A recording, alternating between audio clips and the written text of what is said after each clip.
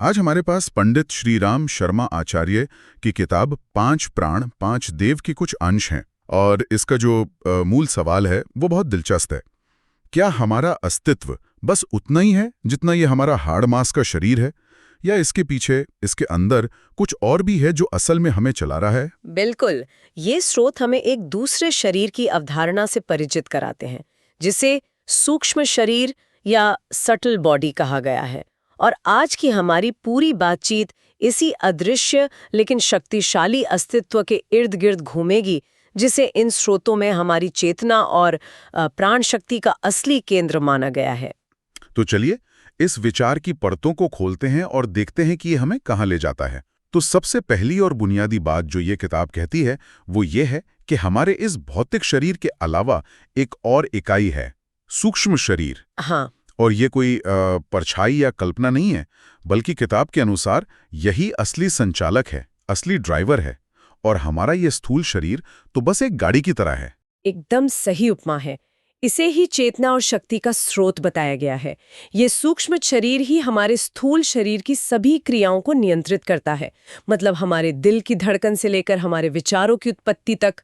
स्रोत कहते हैं कि जब हम मरते हैं तो ये गाड़ी यानी स्थूल शरीर यहीं रह जाता है, लेकिन ड्राइवर यानी सूक्ष्म शरीर अपनी यात्रा पर आगे निकल जाता है। एक मिनट, ये सुनने में जितना सीधा लगता है उतना है नहीं, क्योंकि अगर ऐसा है तो क्या ये ड्राइवर कभी कभी गाड़ी बदल भी सकता है? बिल्कुल। इसी से जुड़ी एक बहुत ही हैरान करने वाली कहानी इन स्रोतों में दी गई है। प्रथम विश्व युद्ध के समय की। डॉन और बॉब नाम के 2 अमेरिकी सैनिक थे, दोनों गहरे दोस्त।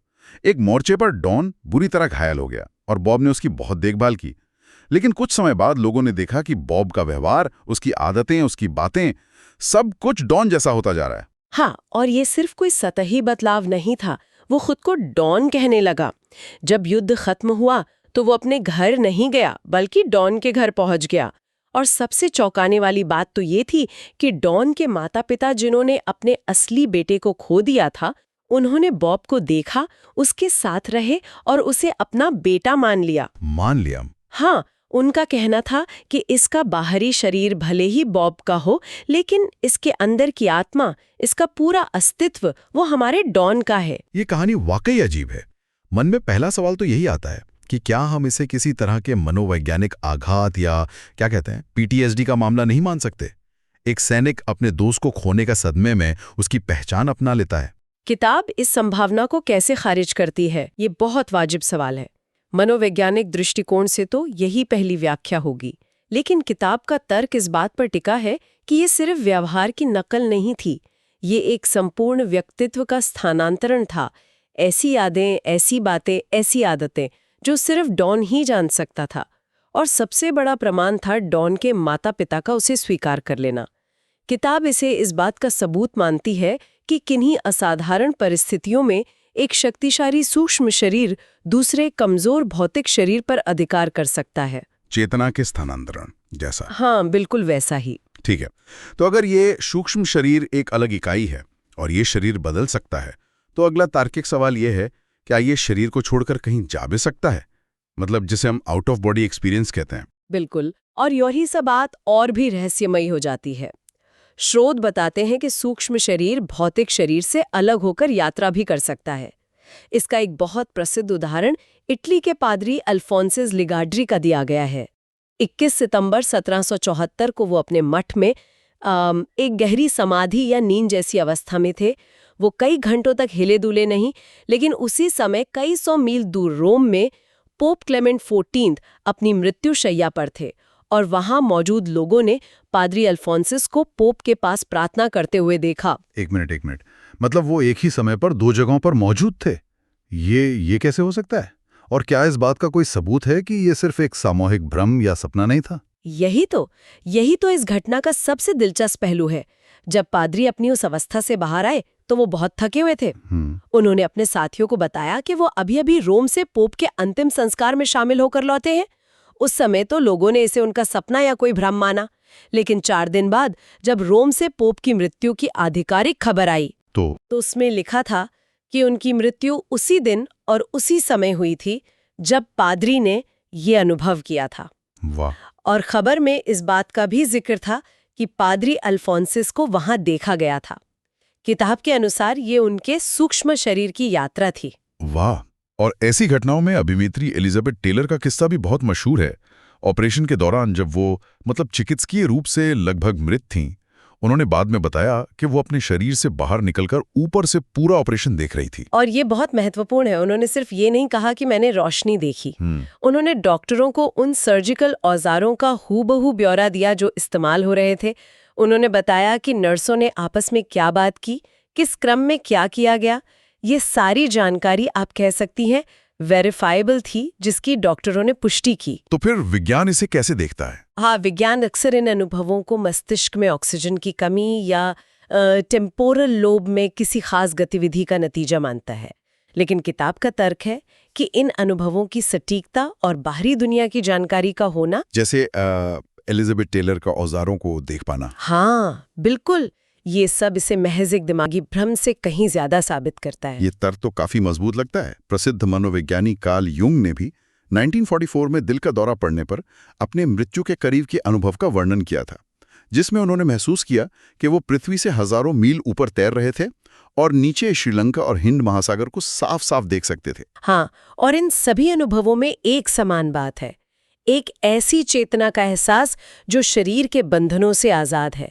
ये अनुभव इस विचार को बल देते हैं कि हम सिर्फ हमारा शरीर नहीं है। ठीक है, तो ये कहानियां और अनुभव अपनी जगह हैं जो काफी सोचने पर मजबूर करते हैं।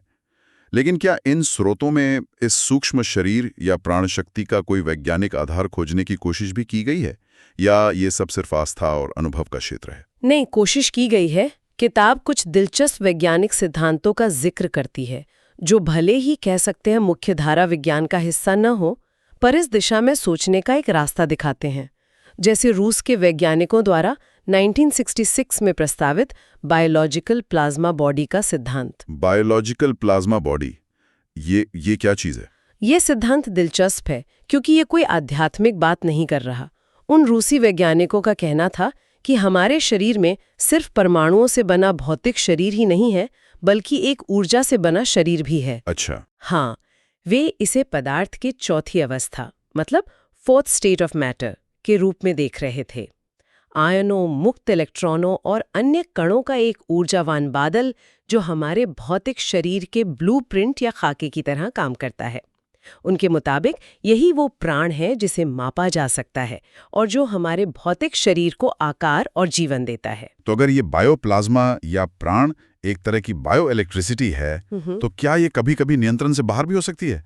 किताब में इसी से जुड़ी कुछ हैरान करने वाली इलेक्ट्रिक लोगों की कहानियां हैं। हाँ है। जैसे मिसौरी की 15 साल की जेनी मॉर्गन, जिसका शरीर एक शक्तिशाली बैटरी बन गया था। उसे छूने पर लोगों को जोर का बिजली का झटका लगता था।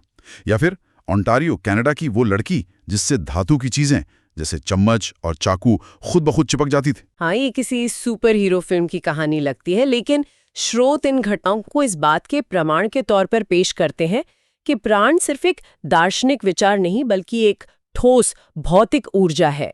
इसी दिशा में वो किरिलियन दंपत्ति के प्रयोगों का भी हवाला देते हैं।